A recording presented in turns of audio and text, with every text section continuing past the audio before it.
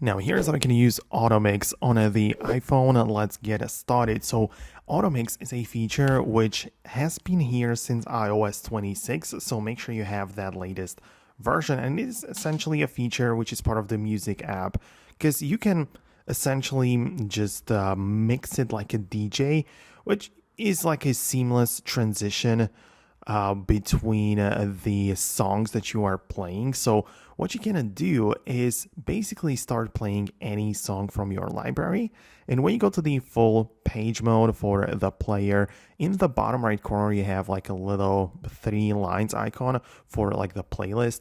And at the top, you have like the regular shuffle, replay, and loop icon, but now you also have the auto mix. So this is the feature which is by default turned on, I believe, when you update to iOS 26, but you can manage it right here as it's right just part of the music controls. So that's how it works. As I say, it is very simple to set up. Thanks a lot for watching. Let me know in the comments if it worked. Most definitely subscribe for more, and I'm gonna catch you later in the next tutorials.